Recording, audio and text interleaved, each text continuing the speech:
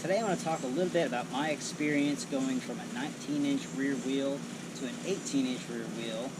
I ride this bike mostly in the woods, so I'm guessing you guys do too. And I'm guessing you guys have a motocross bike or a 125 and you're wanting to make it kind of a woods bike. Okay guys, so I'd like to start off with talking a little bit about the difference between unsprung and rotational weight. If you get online and you search going from a 19-inch rear wheel to an 18-inch rear wheel conversion, you're going to find a lot of people talking about unsprung weight on your dirt bikes. And unsprung weight is anything from the bottom of the shock down, so anything that's not affected by the shock. So that on a bike means it's your swing arm, your wheel, tire, rotor, chain sprocket, all that stuff is unsprung weight, right? But today I'm going to focus on rotational weight, and it's everything that spins. Okay, so it's not including your brake caliper or your swing arm. Okay, so rotational weight, that's the biggest thing when it comes to these 125s or motocross bikes for the woods. Okay, that's one thing I want to touch on. There's two other things. The parts list that I'm going to be telling you guys about today is specifically what came off of my bike and what I put on my bike. So if you guys are looking to do a build on your own bike and you're going to use different parts than me, then you guys should of course check on those parts, contact the manufacturers like I did, and figure out what weights are going to work best for you. Also, the last thing I want to talk about is these weights that I'm going to talk about today are straight from the manufacturer. I did not take a bathroom scale and put my tubes on them and measure them out or nothing like that, okay? I called the manufacturers and they told me exactly what they had in their books. So if you have a beef with the weights, you're telling me the weights are wrong, you can take it up with them. But I'd like to hear about it. If you have something different from me, leave it in the comments below. This is a good time to tell you guys to subscribe. You guys should subscribe, hit the subscribe button. It lets me know I'm doing a good job, and it makes me make more videos. Alright, so without further ado, I went from a 19-inch stock DID wheel and stock, what was it, a Dunlop MX52 back tire. And of course I had a stock tube in it whenever I bought the bike, but I quickly changed it out to a heavy duty tube. And if you guys are riding in the woods already, which I'm assuming most of you are, if you're wanting to go to the 18-inch conversion, you're probably running heavy duty tubes, mooses, or whatever else. You're probably not running on light stock motocross tubes.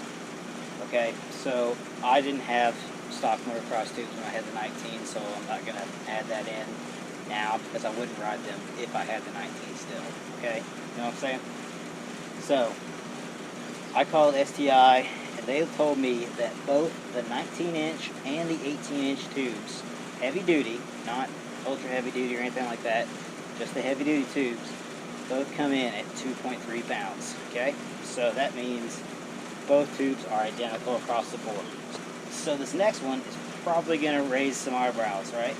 So my old stock DID rim only, no spokes, no wheel. I'm just talking about the rim, okay?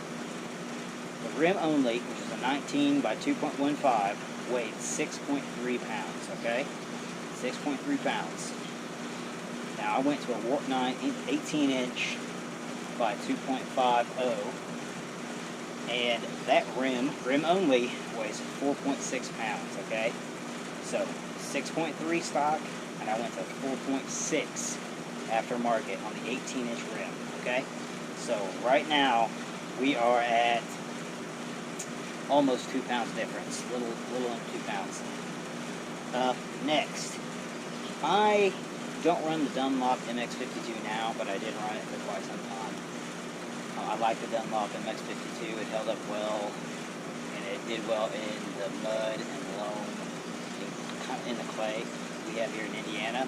I've since went to a cheater tire, a Shinko cheater, and that's probably the best tire I've ever ran in my entire life. I'll talk a little bit about that at the end. But back to it here. I've got the Dunlop MX52, and the 190-19 comes in at 11.7 pounds, and the 110 by 118 comes in 13 pounds. So right there, we are about even back out almost with weight. Before I get into it any further and tell you guys the difference, I went from a 19-inch stock DID rim to a Warp 9 18-inch by 2.50 rim, okay? And I changed the spokes, and that was it, okay? And, of course, the tire and tubes. Okay, so that's all I'm going to add on. I didn't get the spokes, you know, crucify me if you must, but I didn't get the spoke weight. If I had to guess, they're probably about the same, or maybe even the 18-inch is a little bit lighter since they're starting to cut off, right? Alright, so here are the weights, right? 19-inch tube was 2.3, DID wheel was 6.3 pounds, the Dunlop tire was 11.7 pounds, the total weight is 19.13 pounds, alright, with a 19-inch wheel. I'm going to put that on the screen so you guys can remember. And the 18-inch tube was 2.3, the Warp 9 wheel, the rim was 4.6, the Dunlop tire was 13 pounds, and the total is 19.9 pounds, guys. It's lighter. It's lighter. So, after I've just blown everybody's minds, I'm going to go ahead and talk a little bit about what I actually have on the bike now, because it's less cool. So, I've got the Shinko 525 cheater and a 110 118, and it weighs 14.5 pounds.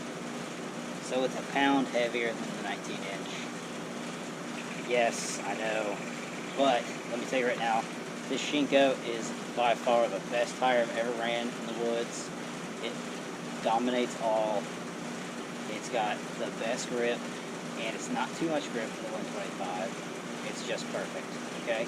I run at between 8 and 10 pounds, depending on the day, and depending on conditions, and it's probably the best tire that I've ever had in my entire life, hands down. And on this 125, it does great. Real quick, I'd like to talk about a couple things that are important if you are going from a 19 to an 18 and you're wanting to ride in the woods. Gearing, you need to go down. You need to go down some gearing. You actually need to get a bigger back sprocket for sure.